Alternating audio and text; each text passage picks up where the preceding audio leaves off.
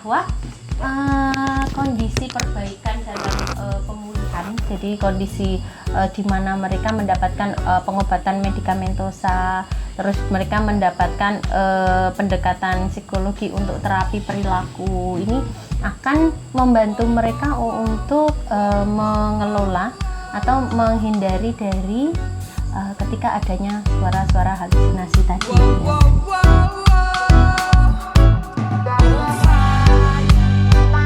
Assalamualaikum warahmatullahi wabarakatuh.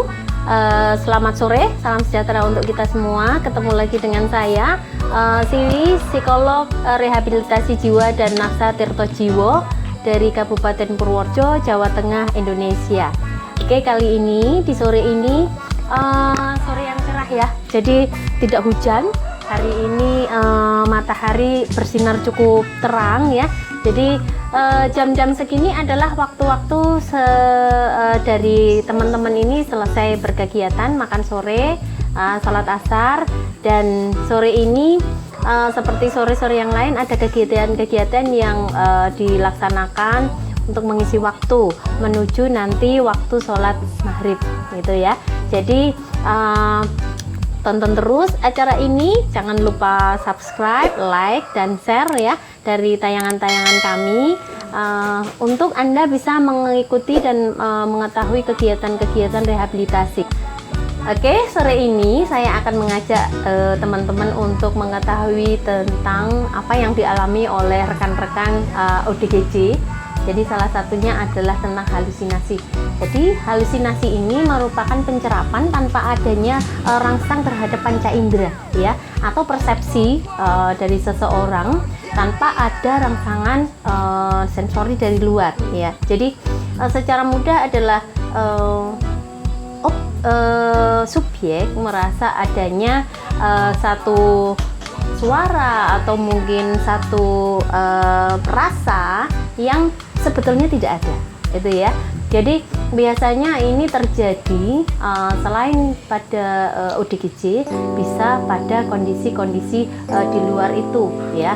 Jadi saya tidak membahas kondisi-kondisi di luar itu, kondisi fisik ya mungkin, atau penyakit-penyakit tertentu, tapi kita sekarang fokus di bahasan ODGJ karena ini ada di memang di rehabilitasi jiwa.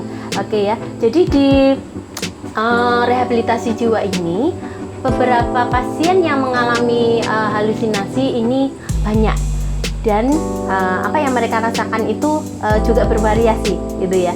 Yang paling sudah kita ulas, yang paling terasa sekali dan itu sudah terlewat ini, yang kemarin kita ulas tentang pengawal Jokowi ya. Jadi ada Pak Tumiran gitu ya. Jadi di sini tingkatan halusinasi itu ada beberapa. Yang pertama adalah jadi seperti yang dialami Mbah Tum, dia mengalami halusinasi pada waktu yang lampau, dan saat ini beliau menyadari bahwa itu adalah halusinasi, gitu ya Mbah ya. Jadi ngerti ya kalau saya pernah halusinasi, tapi itu adalah halusinasi, bukan satu hal yang nyata gitu ya. Jadi rasa menjadi pengawal presiden itu hanya angan-angan saya gitu ya, maksudnya bisikan yang dicerna Mbah Tum sebagai nyata, jelas sekali betul. Tapi hari ini Mbah Tum merasa bahwa itu tidak nyata gitu ya. Nah, yang kedua adalah di mana orang tersebut merasa bahwa ada satu kondisi halusinasi di masa lalu, tapi dia tidak membicarakannya. Artinya dia merasa bahwa saya pernah halusinasi gitu ya, tapi dia tidak membicarakan tersebut. Jadi artinya bahwa hal itu juga sudah lewat. Terus grade selanjutnya adalah dia merasa halusinasi dan sudah terlewat, dan dia merasa yakin bahwa itu nyata. Terus grade selanjutnya adalah saat ini dia masih meyakini bahwa apa yang dia cerap saat ini, walaupun terhadap panca inderanya, walaupun itu tidak nyata, tapi dia merasa itu ada gitu ya. Nah, grade terakhir inilah yang paling tinggi tingkatannya atau paling parah, di mana dia masih merasa bahwa yang dia dengar ataupun yang dia rasa itu nyata, itu ya. Jadi di sini ada 3 teman ini yang kasusnya berbeda-beda. Nah, Mbah Tum ini ada di kritis terakhir di mana dia merasa bahwa yang halusinasi yang dirasakan itu sudah lewat dan dia yakin bahwa itu tidak nyata saat ini karena beliau sudah dalam masa fase pemulihan yang sudah sangat baik ya, tinggal minum obat 1 ya Mbak. Nah, terus di sini ada Bang Ipul ya. Bang Ipul ya. Pernah ada suara-suara ya, Bang? Iya. Suaranya apa itu? Ada suara tapi wujudnya nggak ada. Ada suara tapi wujudnya nggak ada ya. Ngomong apa itu suaranya? Nggak ngerti. Oh, nggak ngerti, nggak jelas. Tapi ada suara bing gitu. Nyuruh-nyuruh. Oke, nyuruh apa? Kenapa saya bilangnya nggak marah? Oh, kamu nggak marah sih? Ayo marah gitu. Iya. Oh, disuruh marah. Oh, terus sekarang masih sering dengar? Udah berkurang. Berkurang, tapi pernah dengar ya? Iya. Oh, tapi terus pengen marah nggak kalau disuruh marah? Enggak ya. Oke, nah ini contohnya bahwa dia masih sering mendengar bahwa disuruh, ayo marah, kok nggak marah sih kamu gitu. Tapi di sini dia tidak melakukan itu. Jadi dia masih dalam adanya bisikan, tapi dia mampu memanajemen atau menekan untuk tidak melakukan apa yang disuruh ya. Nah, kalau yang terakhir ini masih sangat kuat sekali halusinasinya. Bahkan di siang tadi dia merasa mau didorong, ada yang akan mendorong dia, dan yang dorong siapa? Jos Lorenzo mendorong. Gimana itu? Kok bisa? Gimana kok bisa didorong? Kan saya lagi tidur. Kan saya lagi buat kecil. Terus saya mengucapkan sesuatu. Apa tuh? Itu gimana kalau saya nggak bisa pulang? Terus? Nanti kalau nggak bisa pulang bisa dibunuh orang dong. Oh, ada yang ngomong gitu. Iya. Kalau nggak pulang nanti dibunuh orang loh gitu. Ya yang bunuh siapa? Orang itu ngomong kalau nggak pulang nanti dibunuh orang loh gitu. Oh, terus makanya Acik pengen pulang ya. Iya. Tapi itu ada yang nyuruh nggak tuh Jano? Oh, nggak ada. Ada orangnya nggak sih? Tapi Acik denger kalau disuruh. Sedikit. Oh, sedikit. Pulang nanti nggak dibunuh gitu. Padahal di sini nggak ada yang bunuh ya. Di sini baik-baik semua ya. Acik bisa tidur nggak malam? Bisa Bisa. Mimpi apa? ketemu Siapa? ketemu teman-teman. Siapa? Mas Heri, Terus? Mas Fandi, Terus? Mas Yogi. Siapa lagi? Mas Aisyah. Oh, banyak ya temennya ya. Oke. Nah, itu tadi teman-teman bahwa kondisi perbaikan dalam pemulihan. Jadi kondisi di mana mereka mendapatkan pengobatan medikamentosa, terus mereka mendapatkan pendekatan psikologi untuk terapi perilaku. Ini akan membantu mereka untuk mengelola atau menghindari dari ketika adanya suara-suara halusinasi tadi ya. Jadi yang paling sering terjadi di sini suara-suara, walaupun ada kondisi lain, misalnya merasa ada rasa di panca indera, merasanya di ininya, di di kulitnya, merasa disakiti atau merasa di mana ya, atau di panca indera lidahnya. Oke, jadi seperti itu ya teman-teman. Jadi karena halusinasi ini menyertai, jadi di dalam rehabilitasi ini kita juga fokus terhadap menangani halusinasi tersebut ya. Jadi banyak cara yang bisa dilakukan. Salah satunya adalah berfokus kepada bagaimana mengalihkan pemikiran dan perhatian dari pasien tersebut ketika mereka mengalami halusinasi. Nah, tanda-tanda ketika mereka mengalami halusinasi ini akan terlihat di perilakunya. Nah, di ketika mereka mau ngomong sendiri ya, karena ketika merasa dijak ngomong berarti menyahut ya siap gitu Mbak. Ayo kawal Jokowi siap. Nah siap. Jadi perilaku jawaban atau respon dia terhadap halusinasi itu yang kita amati untuk melihat kondisi ketika dia mendapat adanya halusinasi ya. Jadi teman-teman, seperti yang dialami Mbah Tumiran ini, beliau mengalami halusinasi pendengaran ya.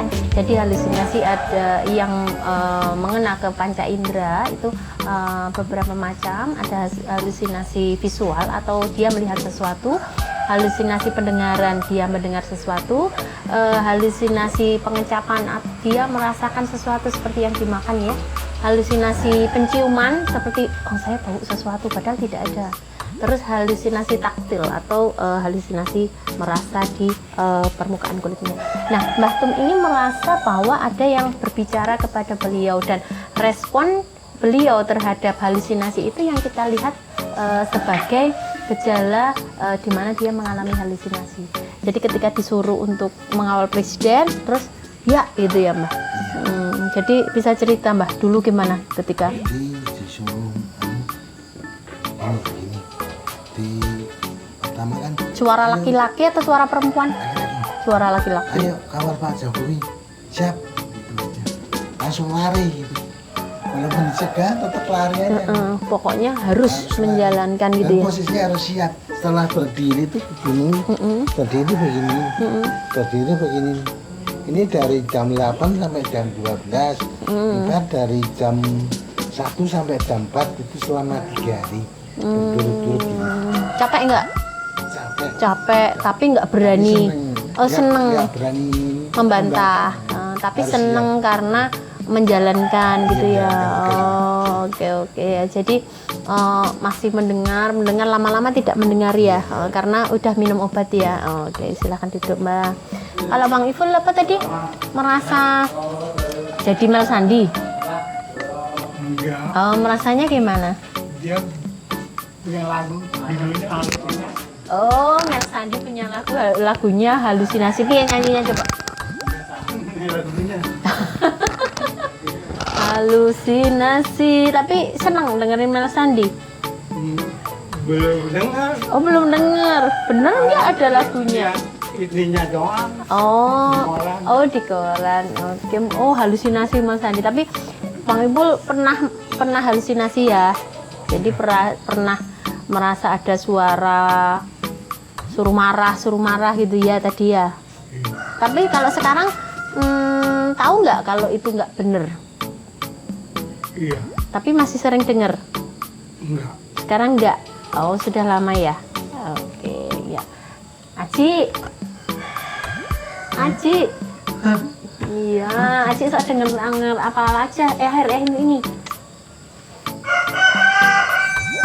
Dengar apa? Berita mau pulang. Oh, berita mau pulang. Aci pulang gitu. Oh, ada yang bilang gitu. Ada. Oh, merasa mau pulang. Aci pulang. Padahal nggak ada yang ngomong. Ada nggak yang ngomong? Siapa yang ngomong itu?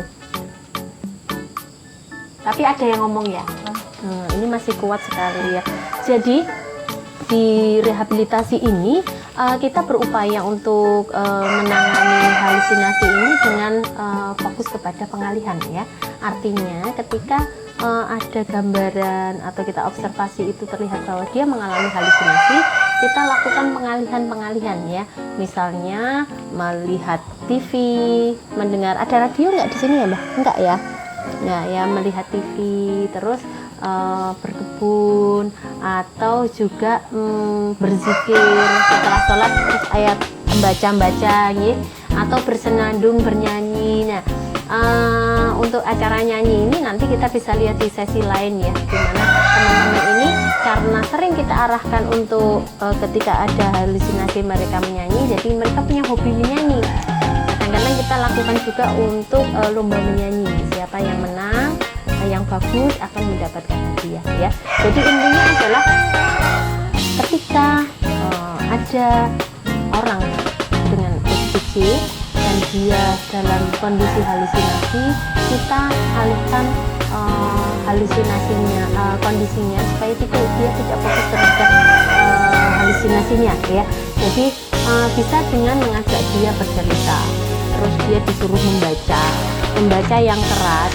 Jadi membaca yang keras ini dia akan fokus kepada bacaannya dan intonasi suaranya ya.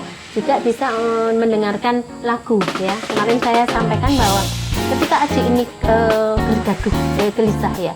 Jadi ini salah satunya karena dia mendengarkan sesuatu. Ini biasanya saya mengajaknya mendengarkan musik apa? Sukanya kemarin? Lagunya siapa?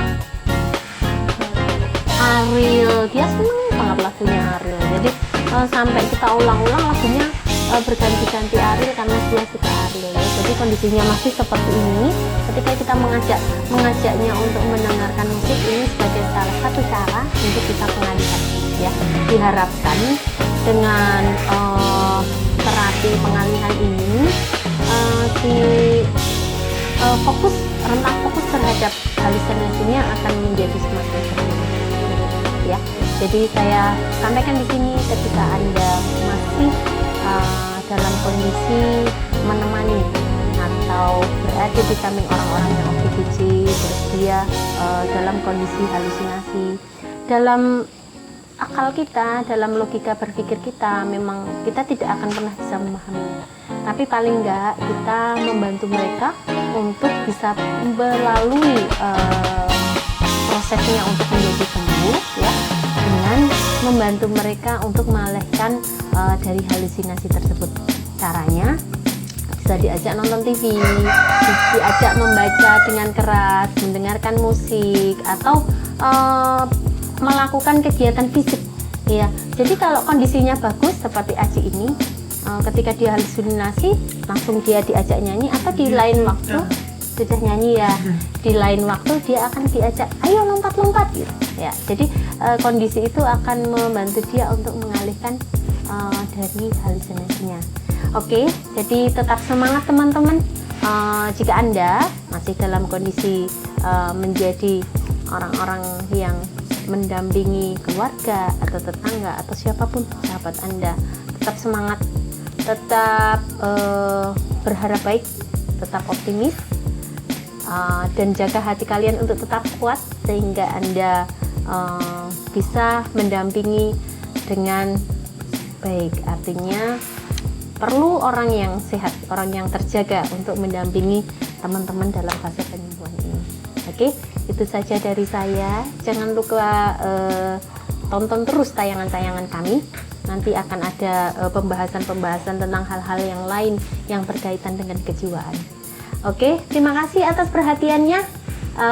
Silahkan hadap ke sana. Selamat sore, sampai jumpa. Selamat sore, sampai jumpa. Assalamualaikum warahmatullahi wabarakatuh.